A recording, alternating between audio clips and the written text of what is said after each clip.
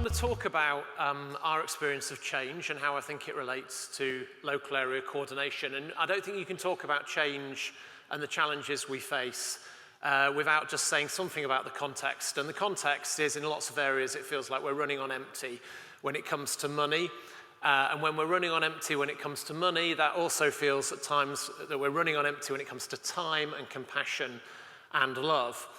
We don't have enough time and resource for the kinds of roles that people working in support services thought that they were getting themselves into. And that puts huge pressure on everyone. And I just think we have to acknowledge that. But the issues which I think local area coordination and the work related to it addresses are not just grounded in the challenges of the last few years. They're not just grounded in the lack of resources. They go back hundreds of years. So I called my book Escaping the Invisible Asylum because we've torn down most of the visible asylums and workhouses and places that we used to lock people up. Not all of them, as we found out continually, particularly about the incarceration of people with learning disabilities. But we all recognize those images of those grim, forbidding places, which for a long time were the symbol of how we separated people up. We saw some people as being citizens of their communities, and if you're a citizen, you have freedom, you can do what you want, but you may not always be able to get the support you need when you need it. And then there are people seen as wards of the state, customers, service users, patients. And our public services, right the way back to their origins, have always made that divide. It used to be very visible. Now I think it's just as pernicious, even though it's less visible than it used to be. And you can see that in the language. You can see that in the systems. We don't have as many gates, but we've got plenty of gatekeeping. And the world on either side of that gate can feel very different. The world of community can feel like a place where we can talk about capacity, potential, and relationships. And then, particularly when people find themselves for the long term inside what some people refer to as service land, that can feel like what some people describe as falling down the rabbit hole, a place where the language changes and the focus changes. It's about need, it's about cost, it's about risk, it's about quality, it's about systems. And as services have retreated during austerity, that problem hasn't gone away, it's got worse because people are reaching formal support services at greater crisis. So people are getting kept out of services for longer, but actually once they reach those eligibility thresholds and receive support, people are finding themselves stuck inside those service systems for longer as well.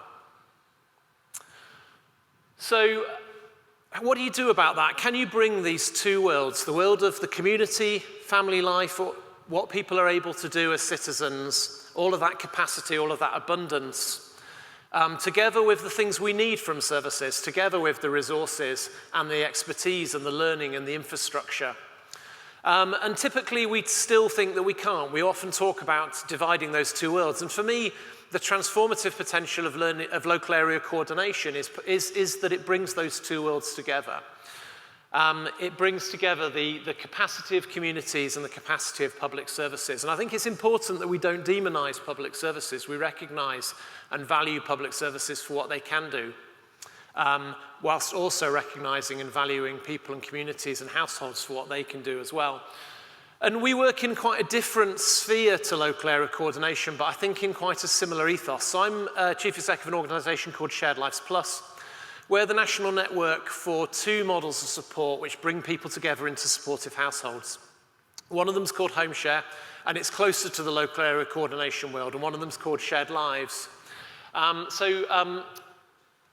In Home Share, an older person, often somebody who has become isolated or is struggling to get out or is feeling lonely or needs a little bit of help, is matched with a younger person who's looking for somewhere affordable to live. The younger person moves in and helps out rather than paying rent. Both parties bring something practical, but actually what both parties talk about, and if you go to our website, you can see some great videos of them talking about it. They talk about friendship, relationships. Younger people, as we know, can be lonely as well. And then the other model that we support is called Shared Lives. It's typically for people who have long-term support needs. So it's used by about 14,000 people, the majority of whom have a learning disability, but also people with mental ill health, dementia, and a whole range of other support needs, which now include things like modern slavery and domestic abuse. And in shared lives, the shared life services in your local area, and you have a shared life service in your local area, recruit people to become shared life carers. They go through a 3-month to 6-month approval process to do that. And then they match them with an adult who needs support. And once both parties feel like they've got a good match, that they can form a good relationship, that adult will move in with their shared life carer rather than going to live in a more formal service, or they'll visit them regularly rather than, say, visiting a day service. So both these models connect people together, and both of them draw on the capacity of people, families, households, community, and also they have some infrastructure and some support and some structure around them as well. So I think the challenge that we have collectively, and I want to come on and look at some of the other models that are doing this as well, is not just to scale up what we're doing. We're often challenged, local area coordination is challenged. This is lovely, but it's small scale. How can you scale it up? I think the equal challenge, which is important, is how can we scale down some of the things that we do in public services which damage people, which don't feel human-sized, which don't enable people to feel like people, to feel like individuals, and to think in terms of the households and communities that are the currency of our lives. So we need actually to be not just doing what we do, more of what we do, but changing what happens right the way across the system. And that's what my workshop's going to be looking at. How do we take a whole area approach to thinking about being asset-based and strengths-based? This is from the Think Local Act Personal website. It's a clickable online catalogue. It's designed to give people who might not be familiar with the world of asset-based approaches a way into them. It's a growing resource. There are about 30 odd organisations on there now. And what it tries to illustrate through this rainbow is that there are asset-based, strengths-based approaches right the way across the spectrum of what public services do and charities do to try and help people. So from that inner ring, and you might not be able to read that from the back very well, where people are trying to leave hospital, through to people who need support and accommodation, people who need support in their own home, people who need daytime support around work, employment, volunteering, and everybody in the community in that outer rim, that kind of preventative side.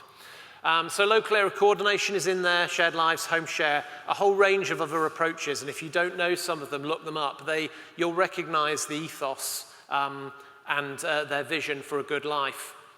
Co-production is crucial to developing any of these approaches and to developing systems that work with them. And I feel like I'm in a room I probably don't need to do huge amounts to explain co-production, particularly having heard from Clinton earlier.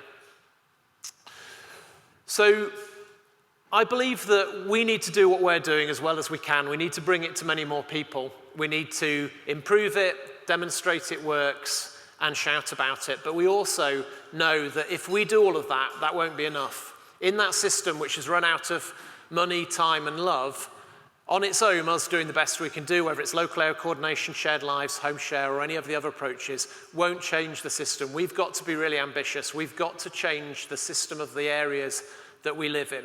And we'll look at that in more detail in the workshop. There's a key role for a range of community and voluntary organisations in doing that. And the key shift that we set out in the review of the voluntary community and social enterprise sector's role, which I chaired a couple of years ago, was towards co-design. So recognising that community organisations aren't there just to provide support, although they do that very well. They're also the key route to redesigning services, particularly with those communities who are normally excluded from those discussions. So if we can develop a whole care and health and support system around this ethos, this different way of thinking, we'll start to value different things. And again, we'll probably go into more detail about that in the workshop, but we'll be starting to value a wider range of outcomes and achievements around well-being, resilience, connections, equalities. Okay, so that was a whistle-stop tour through some thinking that I set out in much greater detail in my reasonably priced book, which is available from no good booksellers, but you can get it from the Policy Press and from on Kindle. We'll talk in more detail about taking a whole area approach in the workshop. But hopefully that gives you a sense of why I and so many people around the country are such strong supporters of the local area coordination dream and want to be here to help with it. today. Thanks.